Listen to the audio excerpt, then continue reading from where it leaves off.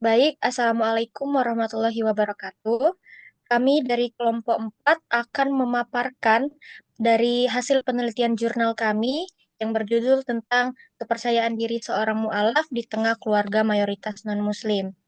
Langsung saja ke pemaparan materi, saya persilakan kepada Zahra Zulaika, kepadanya saya persilakan.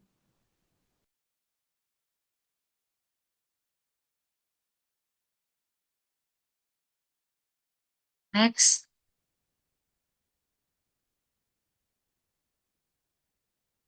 Baik, yang pertama itu ada materi latar belakang.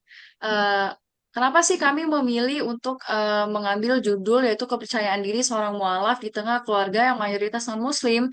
Karena peristiwa ini sangat menarik untuk diteliti teman-teman. Karena adanya peristiwa banyaknya seorang mualaf yang dikucilkan dengan lingkungannya sendiri, baik itu keluarganya, teman-temannya, ataupun masyarakat sekitar yang menganggap bahwa mereka itu tidak seharusnya pindah agama.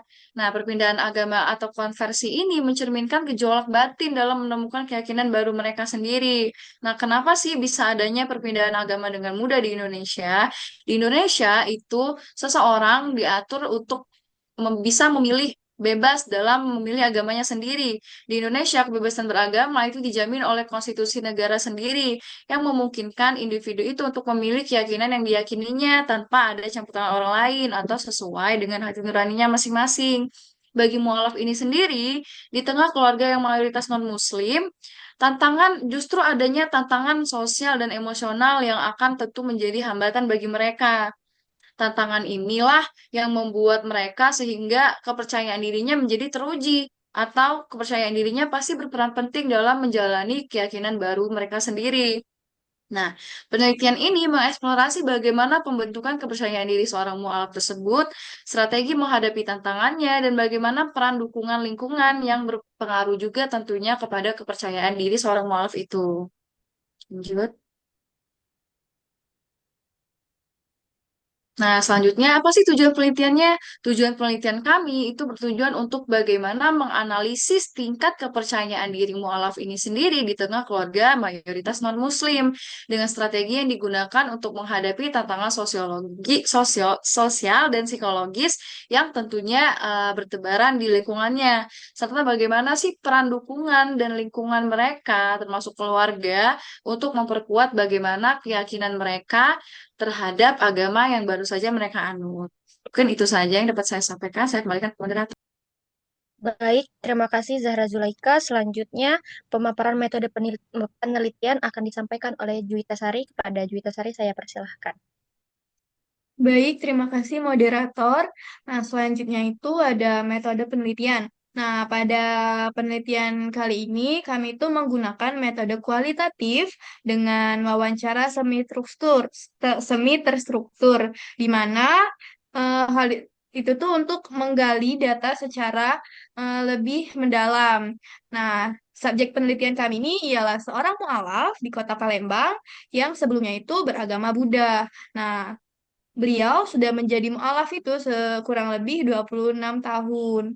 Nah, data ini dianalisis menggunakan pendekatan studi kasus dan naratif untuk memahami pengalaman, strategi, dan pandangan subjek secara komprehensif.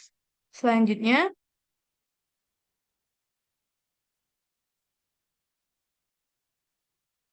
Baik, selanjutnya akan disampaikan lagi oleh. nah, hasil penelitian yang kami dapat, subjek berinisial A ini merupakan seorang mualaf yang di mana beliau dulu itu beragama Buddha yang tinggal di daerah Sekojo, Kota Palembang. Nah, subjek A ini ialah seorang ibu rumah tangga yang berusia 43 tahun dan beliau itu lulusan dari SLTP. Nah, subjek A ini menjadi mualaf kurang lebih sekitar 26 tahun. Nah, beliau ini hidup di tengah keluarga yang patuh terhadap agama Buddha sejak kecil. Orang tuanya itu bisa dibilang menerapkan sikap otoriter. Nah, di mana orang tuanya tuh sangat bersikap tegas kepada anak-anaknya dan untuk selalu patuh terhadap ajaran dari orang tua mereka. Nah, bahkan untuk sekedar bergaul secara dengan orang yang berbeda agama pun mereka tuh tidak diperbolehkan. Nah, namun seiring berjalannya waktu, lingkungan di sekitar subjek A ini mulai mengenalkannya pada agama Islam, hingga ia pun memutuskan untuk menjadi seorang mualaf dan bertemu dengan seorang lelaki dan mereka memutuskan untuk menikah. Selanjutnya, saya kembalikan ke moderator.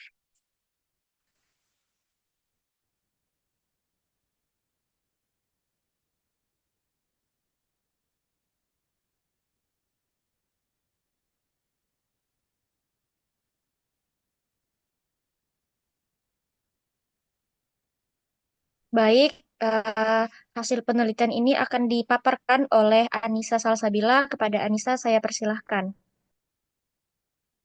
Baik, terima kasih moderator. Nah, pada penelitian kami ini kami mengambil 13 aspek kepercayaan diri. Yang pertama ini ada kecerdasan emosional.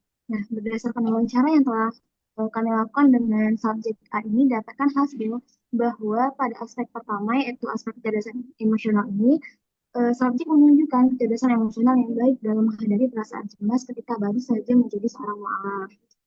Lalu yang kedua itu ada kompetensi emosional. Nah, pada aspek ini, subjek ini mampu meregulasi emosi dengan baik dalam menanggapi komentar negatif di lingkungan keluarganya dengan cara mengabaikan komentar tersebut dan juga memilih untuk mengalah. Subjek ini juga memilih untuk mengabaikan komentar negatif dari lingkungannya. Nah, lalu yang ketiga itu ada ketahanan. Nah, pada aspek ketahanan ini, eh, subjek memilih ketahanan yang baik. Subjek memiliki ketahanan yang baik dengan keputusannya menjadi seorang mu'alaf dalam menghadapi penolakan dari lingkungan sekitarnya. Beliau ini juga mempertahankan keputusannya dengan cara menjaga pola pergaulan di lingkungan kehidupannya agar keislamannya itu tetap terjaga dan tidak goyah. Selanjutnya saya silakan pada moderator. Baik, terima kasih Anissa. Eh, Slide selanjutnya akan dipaparkan oleh Saudara Zahra. Kepada Zahra, saya persilahkan. Baik, selanjutnya itu ada aspek keyakinan, sikap, dan kemampuan kognitif. Nah, pada aspek keyakinan, subjek ini merasa memiliki keyakinan yang bagus nih teman-teman.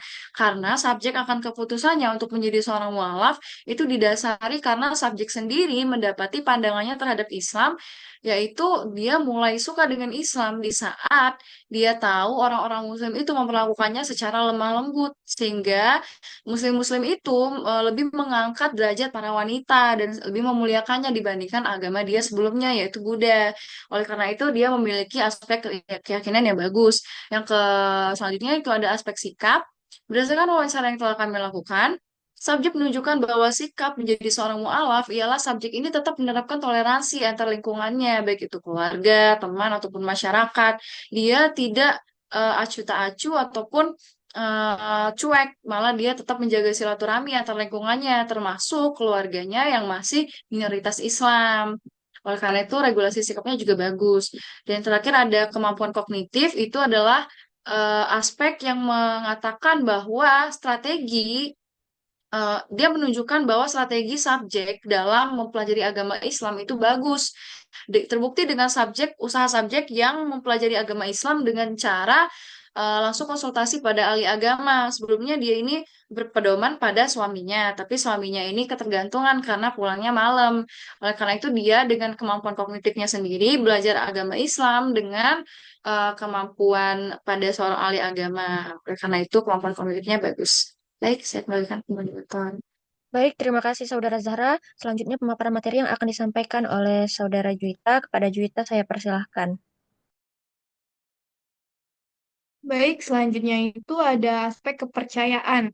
Nah, pada wawancara yang kami lakukan kemarin, nah, subjek itu mengatakan bahwa sebelum ia menjadi seorang mu'alaf, subjek itu tidak memiliki keyakinan terhadap lingkungannya, terutama keluarga yang akan dapat menerima keputusannya dalam menjadi seorang mu'alaf atau tidak.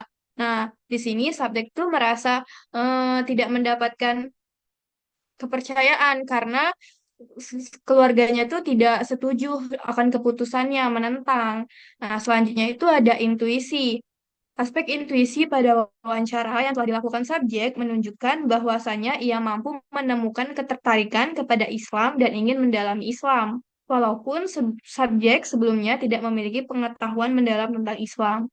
Nah, subjek juga mengatakan bahwa lingkungan yang dirasakannya sangat positif ketika bersama orang-orang Muslim, membuatnya memiliki perasaan senang dan tenang terhadap Islam.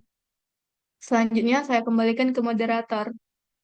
Baik, terima kasih Saudara Juwita. Selanjutnya pemaparan hasil penelitian lagi akan disampaikan oleh Anissa Salsabila. Kepada Anissa saya persilahkan.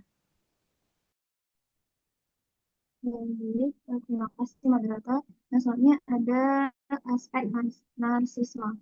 Nah, pada aspek 9 ini itu wawancara ini menghasilkan bahwa subjek itu tuh merasa unggul dan percaya diri terhadap hidayah yang telah didapatkan untuk kehidupannya. Beliau juga merasa bangga dengan dirinya sendiri dan merasa keluar dari ilmu yang menurutnya itu selama ini kurang sesuai dengan dirinya. Nah, lalu yang selanjutnya ada aspek depresi. Nah, pada aspek ini, subjek itu tidak merasakan cemas ataupun takut saat ia sudah menjadi seorang mualaf. Beliau juga bahkan sangat percaya diri dan tidak mempedulikan bagaimana pandangan orang lain terhadapnya kelak. Lalu subjek juga kokoh dan kuat dengan prinsipnya yang sudah ia tetapkan sejak awal.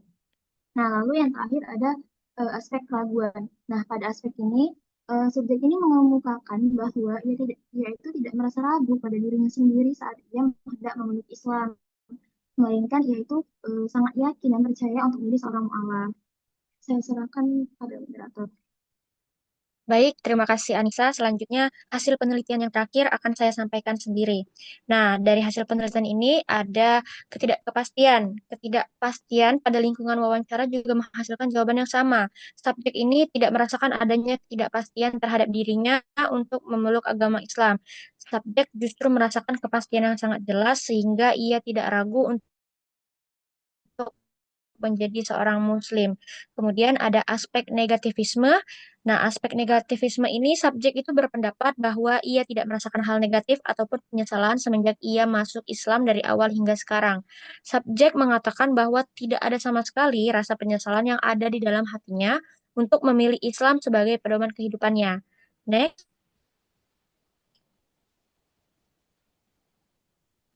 Nah, selesai sudah pemaparan materi dari kelompok kami. Kesimpulan yang dapat saya sampaikan itu adalah penelitian ini menunjukkan bahwa subjek ini seorang mu'alaf dari agama Buddha yang berhasil menjalani proses konversi agama dengan sukses.